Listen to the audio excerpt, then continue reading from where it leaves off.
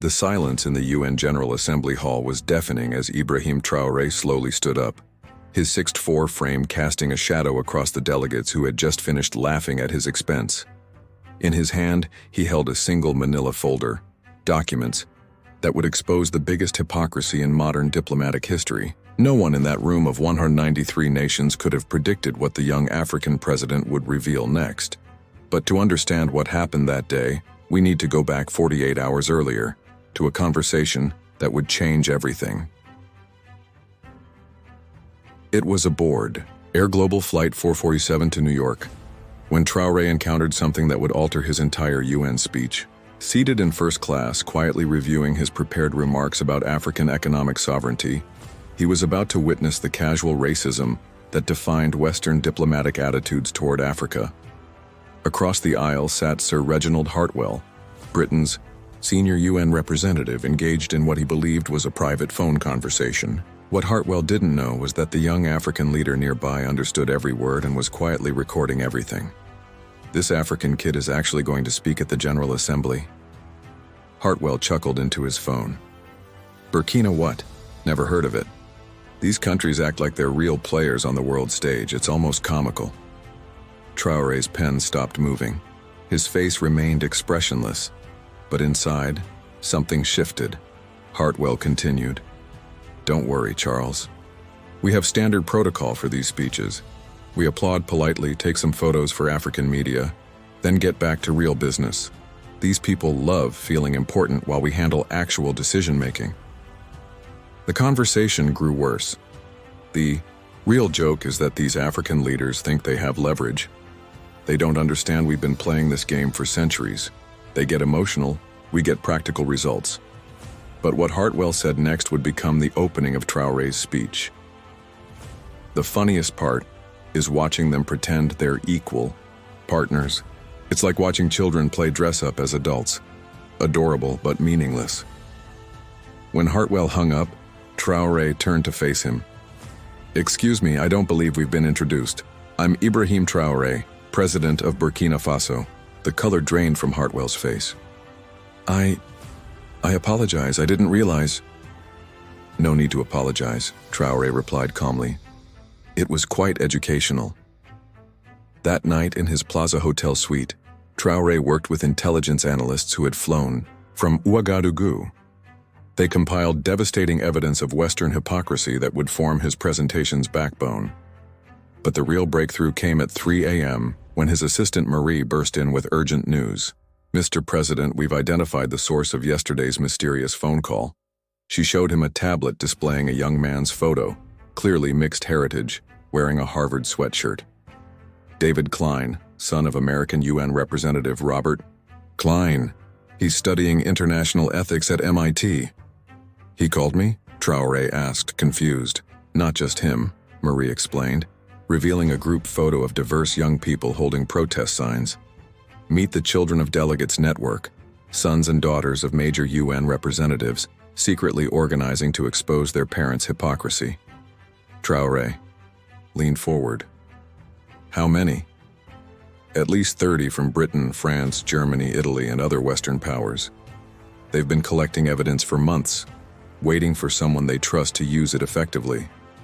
The next morning at the UN, the atmosphere was typical for African speakers. Polite but distracted attention from major powers. Hartwell positioned himself near the back, hoping to avoid eye contact. French Representative Jean-Claude Dubois whispered about golf appointments. American delegate Robert Klein checked his expensive watch. But in the gallery above, 12 children of UN delegates sat as observers, waiting to witness their parents' exposure. Secretary General Antonio Guterres provided the standard introduction.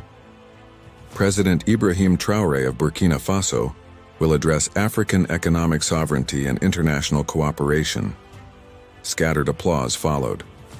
Traoré noticed several Western delegates already on their phones. Approaching the podium, Traoré made a decision that would change everything. Instead of his prepared speech, he pulled out his smartphone. Distinguished delegates, he began. Before my prepared remarks, I'd like to share a conversation I overheard 3 days ago that perfectly encapsulates the attitude many African leaders face. The hall's attention sharpened. With the assembly's permission, I'll play this recording. He pressed play and Hartwell's voice filled the hall. This African kid is actually going to speak? Burkina what? Never heard of it. The effect was electric. Every conversation stopped as Hartwell's casual racism played out in crystal clear audio. The recording continued.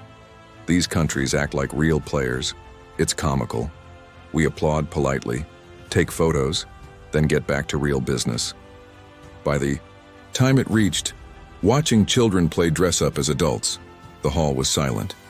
Traoré looked directly at Hartwell. Sir Reginald, would you elaborate on your government's standard protocol for African speeches? Hartwell shot up, red-faced. This is a gross violation of diplomatic privacy, taken completely out of context. Which part was out of context? Traoré asked mildly. Calling my country irrelevant or describing African leaders as children? French delegate Dubois stood in support. Mr. President, while regrettable, this ambush isn't conducive to dialogue. Mr. Dubois, Traoré smiled. Since you mentioned dialogue, perhaps you'd explain why French companies extract $15 billion annually from West Africa, while providing only $2 billion in aid. Dubois looked surprised at the specific figures. Those numbers, I'd need to verify. Allow me to help, Traoré said as Marie wheeled out a laptop connected to the main display. The massive screen showed devastating financial breakdowns. Resource extraction versus aid for every major Western power over the past decade. France, $15 billion extracted, $2 billion provided. Britain, $12 billion extracted, $1.8 billion provided. Germany, $8 billion extracted, $1.5 billion provided. American delegate Robert Klein stood defensively. These figures don't account for infrastructure development and technology transfer. Our aid provides. Mr. Klein, Traoré replied, advancing to the next slide. I'm pleased you mentioned infrastructure. The new chart showed aid percentages. Over 70% never left donor countries, going instead to Western consulting firms at inflated prices. But let's discuss something more important than financial flows. The human cost. He clicked to a photograph of a young girl drinking from a muddy stream. This is Fatima Sankara, age 8, from near one of France's largest gold mines in Burkina Faso. The mine extracts $500 million worth of gold annually. Fatima's village, 3 kilometers away, never had clean water. The image was heartbreaking. Fatima died last month from dysentery while sitting atop some of West Africa's richest deposits. Clean water for her village would have cost $50,000. The mine's daily profit is $1.4 million. Heavy silence filled the hall. Perhaps you think this is isolated, Traoré continued, showing a map of Africa with hundreds of red dots. Each dot represents a G7-owned mining operation.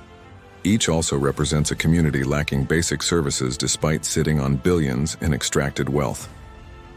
German delegate Dr. Heinrich Müller spoke defensively. This is one-sided. It ignores jobs created and development fostered. Dr. Müller, Traoré said, clicking to employment figures. Let's examine German mining jobs in Africa. The chart was stark. 45,000 total employees. 41,000 locals earning $2 daily. 4,000 German expatriates earning $200 daily. Müller reddened. Wage disparities reflect skill and education differences. Indeed, Traoré agreed. Which raises a question. Why do these differences exist? Could it relate to less than 3% of mining profits being invested in local education? The data kept coming, each slide more damning. But then something unexpected happened. From the gallery, a young voice called, "Tell them about the emails, Mr. President." Security moved toward the voice, but Traoré held up his hand. Let him speak. A young man stood, tall, well-dressed, bearing striking resemblance to Robert Klein. "I'm David Klein," he announced, graduate student at MIT and son of U.S. Delegate Robert Klein. The hall erupted in murmurs. The American delegation looked stunned. For a year, I've worked with other delegates' children to document gaps between our parents' public statements and private communications about African development. He held up a thick folder. We have emails, texts, and recordings showing systematic planning to maintain African dependence while publicly promoting development. Robert, Klein shot up. David, what are you doing? This isn't the place. Dad, when is the right place? When would you listen to evidence that your policies kill people? The family drama was unprecedented in UN history. Mr. President, David said, should I read from these communications? Traoré nodded. Please proceed. David opened his folder. Email from Robert Klein to State Department 6 months ago. Maintain appearance of supporting African sovereignty while ensuring continued mineral access. Recommend increased aid rhetoric with strengthened extraction partnerships. The American delegation erupted in chaos. David continued. Text from Jean-Claude Dubois to French Foreign Ministry. African leaders getting too confident. Recommend economic pressure. These people need to remember who's in charge. Now the French delegation was in damage control. WhatsApp from Heinrich Müller to German Chancellor. African resistance increasing may need debt pressure mechanisms. They'll fold once they understand consequences. But the most devastating revelation, group chat between Klein, Dubois, Muller, and Hartwell last week. African sovereignty demands coming. Standard dismissal may not work. Recommend coordinated response to maintain status quo. The implications were staggering. Coordinated Western dismissal of African concerns. Traoré stepped forward. Thank you, David.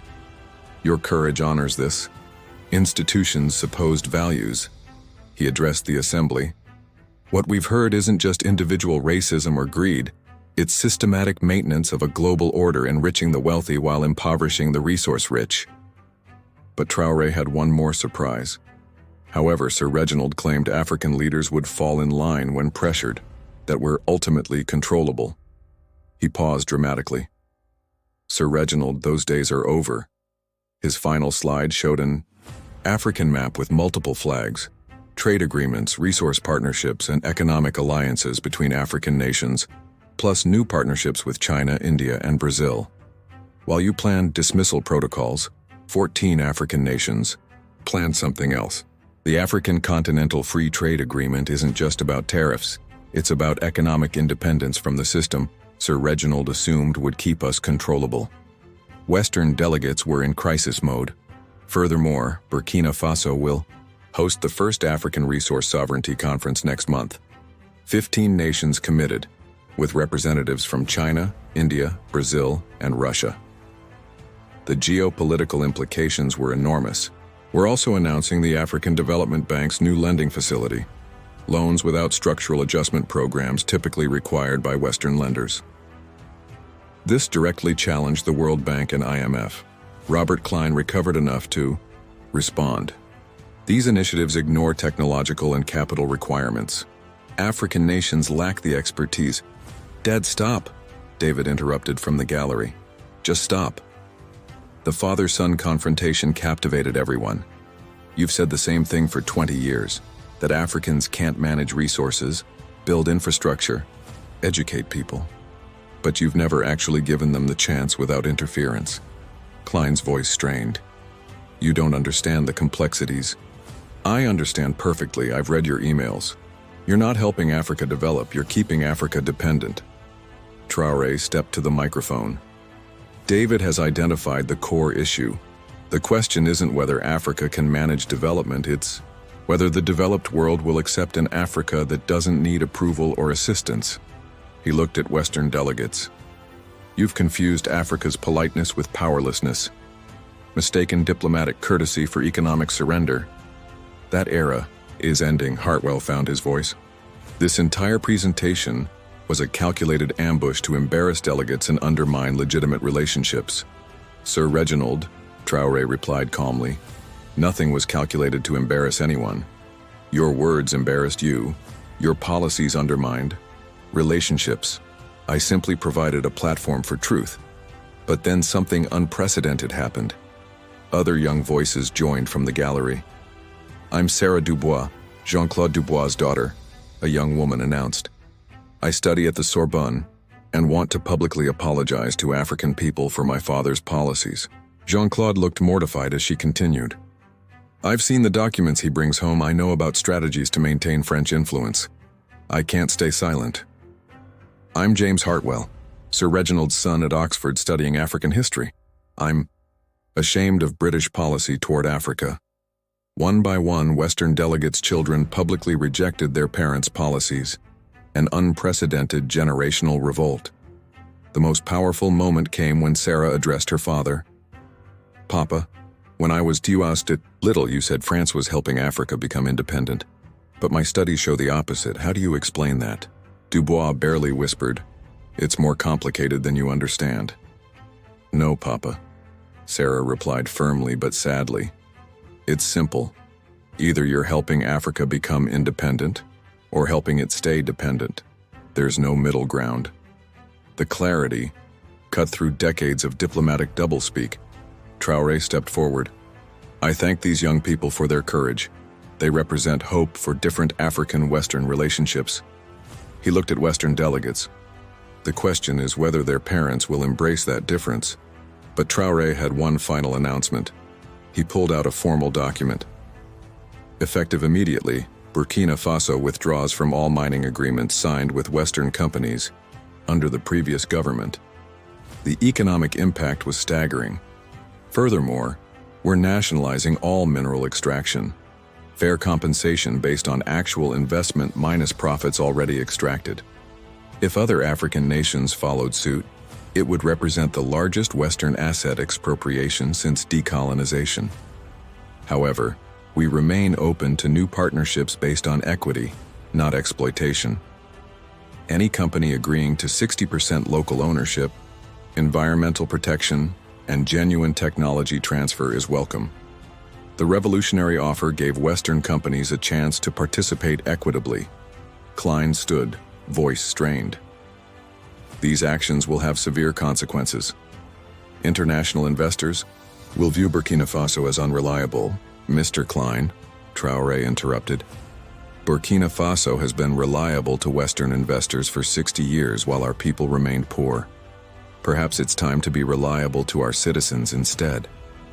The logic was unassailable. David Klein spoke up, one final time. Mr. President, what can our generation do to help build this new relationship? Traoré smiled genuinely. David, you've already done more for African-Western relations in 1 hour than your parents' governments have in decades. You told the truth. He addressed the gallery. If you want to help, go home and continue telling. Truth. Help your parents understand Africa doesn't need saving. It needs respect. As Traoré gathered materials and prepared to leave, the hall remained stunned. This wasn't just a diplomatic speech. It was a fundamental challenge to the global order. But as he reached the stage edge, spontaneous applause began from the gallery. The young people, delegates' children worldwide, were on their feet, clapping enthusiastically. The applause spread to other young staff, interns, and junior diplomats. Within moments, everyone under 30 was standing and applauding while their elders sat uncomfortably. The generational divide was crystal clear. The younger generation was ready for new African relationships, even if their parents weren't.